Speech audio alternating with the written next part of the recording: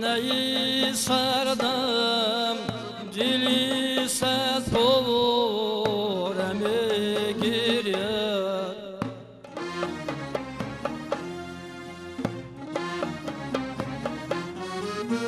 miyoni kho neyi beku dakam gahoreme giryar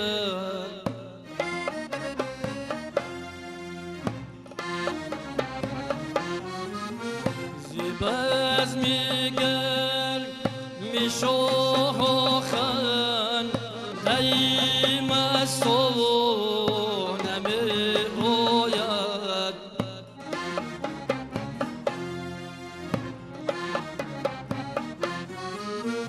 ولی برشش میمن هر خیش تی برجو بولم گیرید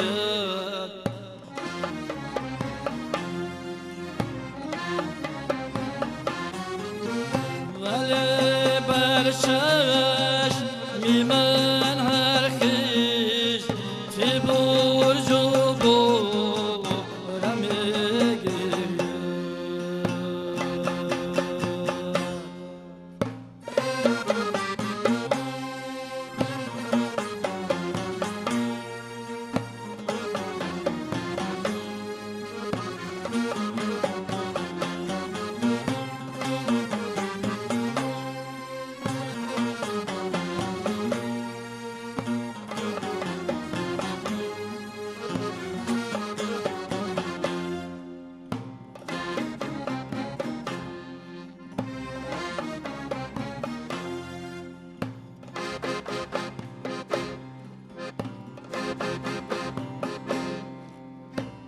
این بیچارم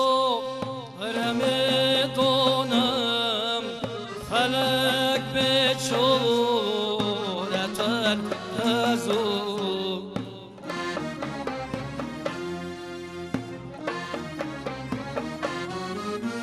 دو بیچاره برگولی منی بیچارم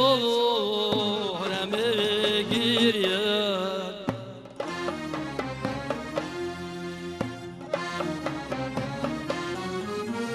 دو بیچاره برگولی منی بیچارم گیرید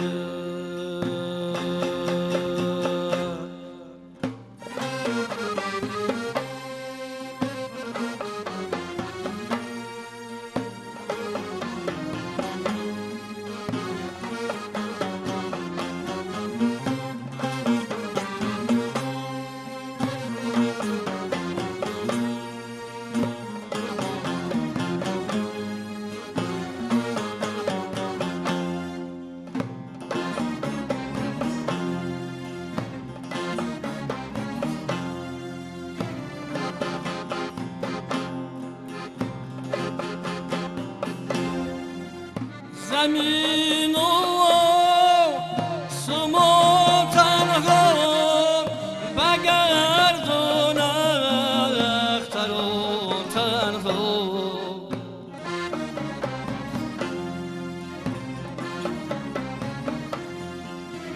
زمین و سما تنها بگردون اختر و تنها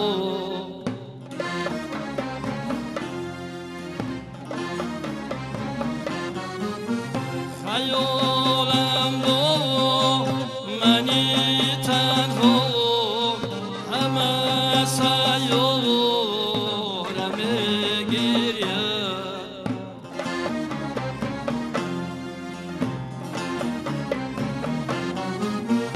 درونی سی نی سردم دلی سرپرم گیرید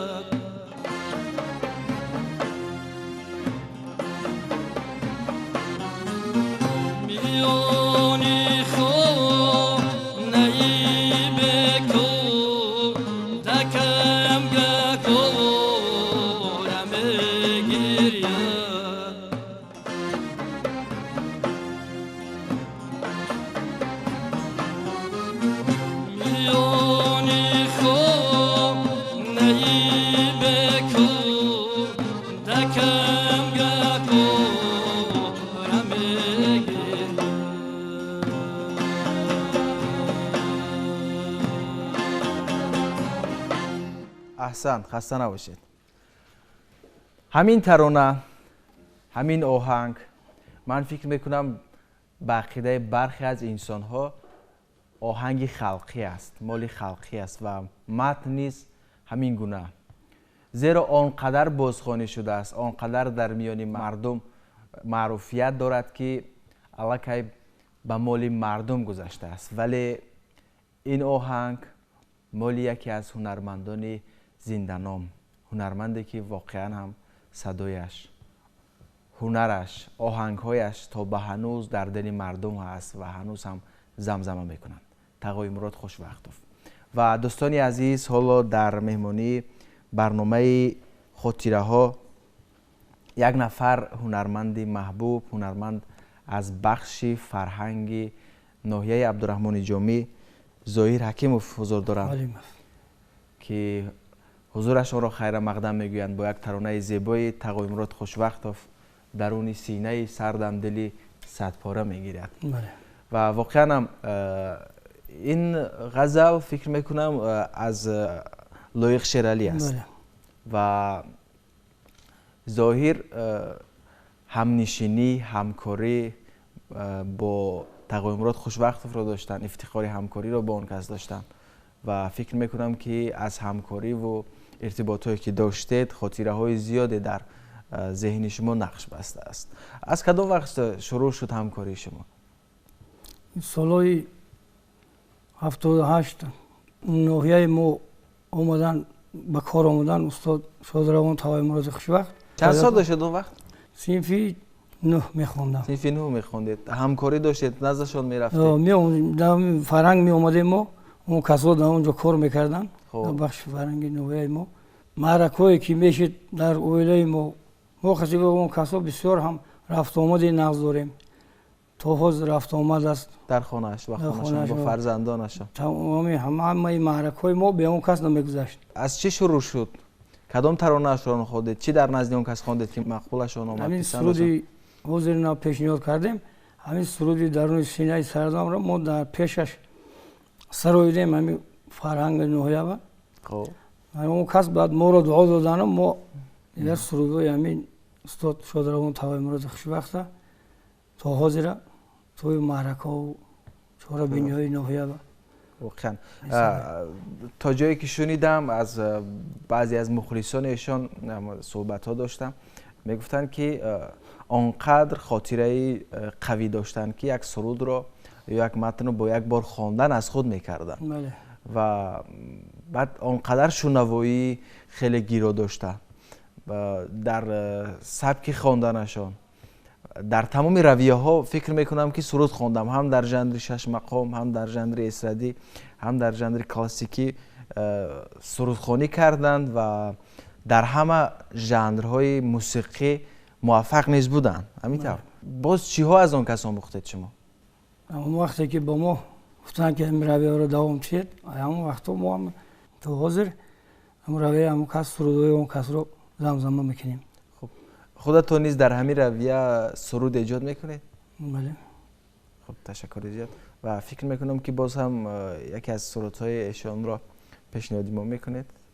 ترانه چی نام داره؟ اسرار ازل را. اسرار ازل را. خب خیام. واقعا من فکر میکنم که همین آهنگ نیز خیلی آهنگی معروف است و بیننده های ما نیز بارها نه تنها از زبان تقای مراد خوشوقتوف بلکه از مثلا زبانی هنرمندانی گوناگون کشور نیز شنیدن و حالا باشد ما مشتاقیم که این ترانه را بشنویم.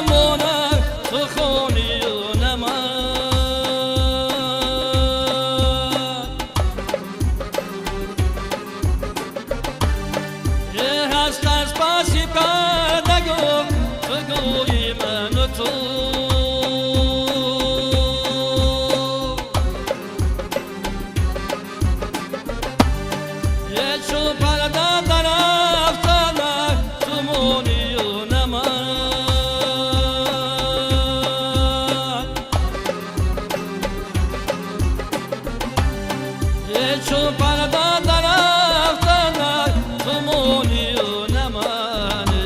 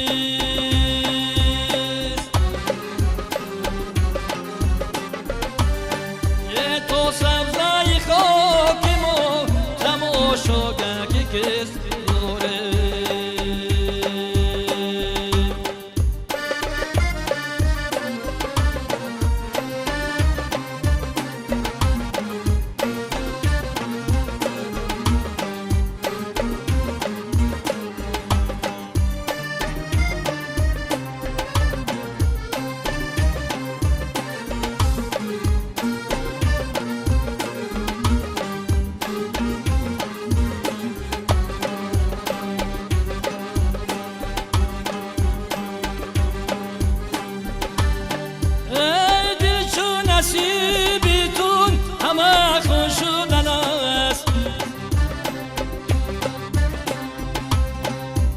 امالی تو هر لحظه دیگر گم شدن است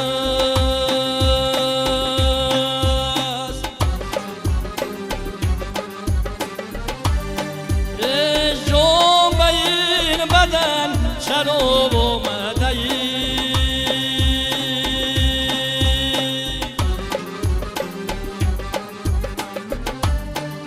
شروع خوبتی کاری تو برو شدن است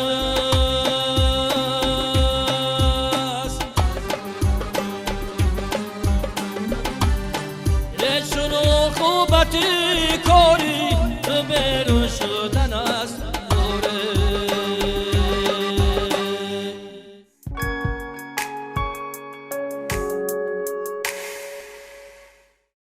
خسته نباشید، صداتون خسته نباشد. واقعا خیلی جذاب، زیبا، دلنشین بود این ترانه. میگویند که تقای مراد خوشوقتوف با اینکه مثلا بیناییشون خوب نبود، ولی من با یک فرزندشون صحبت کردم، میگفتن وقتی که در خانه مثلا یگان تجهیزات تکنیکی مثلا از کار میبرآمد، بمونن تلویزیون، رادیو، این چیزها، اون کس میگرفتن اون رو درست میکردن. آنقدر صدای گیرا داشتن، آنقدر صداشون دوست داشتنی بود که فکر میکنم تمامی هنرمندان تاجیکستان در پیش هنری آن کس سر تعظیم کرده بودن. خب باز چه خاطره ها دارید از همکاری هایی که داشتید؟ ما فکر میکنم مرکه های مردم با آن کس میرفتید. مرکه های مردم ما میرفتیم. بعد فستیوال سال 91 بعد آذربایجان سفری هنری داشتیم، در اونجا همکاری کردیم. در اونجا خب یک جای سرود خواندیم در اون. بعد سرودهای مثلا با زبانهای غیر نیز داشتن، نه؟ داشتن. مثلا با زبان ازبکی، با زبان ترکمنی، با زبانهای گوناگونی سرود میخوندن و همین گونه میگویند که وقتی که با زبان غیر، مثلا با زبان ازبکی و ترکمنی سرود میخوندن، کسی پی نمیبرد که این رو مثلا یک نفر شخصی میخواند که زبانش بیگانه است. بله. خب در اونجا نیز سرود خوندن؟ سرود آذری خوند. آذری خوندن. خب چگونه مردم قبول کردن؟ ده حد ناز قبول کردن مردم. در ورزشگاه کلان خب آدم زیاد بود. بسیار هم فستیوالی و جهانی که بود خب. همه مملکت اونجا اشتراک داشتن. سرود آذری رو وقتی که استاد سراییدن همه در بایشیدن، در حیرت موندن. تقوی مراد خوشوقت میگویند که یکم بازلگر بودن، شوخ بودن. خب همین گونه مثلا با همکاران با دوستان هنگامی سفرها شوخی های زیاد میکردن. هست یادتون اون شوخی هایی که در اون سفرها میکردن با شما با همکاران؟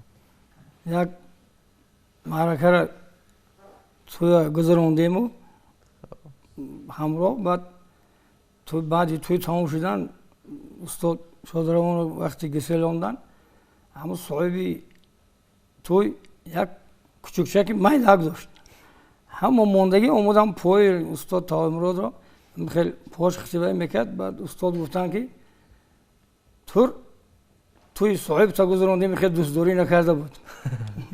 عجیب. واقعا وقتی که ترانه های اون کس را مثلا در میان مردم میخونید بازخوانی میکنید چگونه قبول میکنن؟ چی میگوین مردم؟ به هر ناس قبول میکردن. تا حاضر ما که هم توی معرکه اون کسان بریم همه میگه که هم سرودهای استاد تقوی مراد خوشوقت زمزمه کرده استید. واقعا هنرمندی اصیل اون نفری است که بعد از زندگیش بعد از مرگش هنرمندان دیگر سرودهایش رو بازخوانی میکنن و واقعا یک رویه خاص، یک صدای خاص، یک ترانه های خاص برای مردم، برای نسل های آینده میراث گذاشتن که امروز جوانان زیادی در پیروی با اون کس ترانه خوانی میکنن. همین رویه رو انتخاب کردن و فکر میکنم بازم یک ترانه دیگر دارید. خب این ترانه چی نام داره؟ اگر خواهی که گل بینی خب روح خوبان تماشا کن. خب تشکر زیاد و دوستان عزیز، ما نیز با همین ترانه به برنامه امروزهای خاطره حسنی انجام میبخشیم. باور دارم که با شنیدن ترانه هایی که عینی حال پیشنهاد شما شد خاطره های زندگی شما بیدار گردید. شاید زمان در زیر نوای همین ترانه ها عمر میبردید، شاید زمان زیر نوای همین ترانه ها رقصیدید، شادی کردید و زندگی شایسته داشتید و فکر میکنم که با صدا دادن همین ترانه ها آن روزگار شیرین پیش نظر شما پدید آمد و با همین ترانه دلنشین به برنامه حسنی انجام میبخشیم. بفرمایید.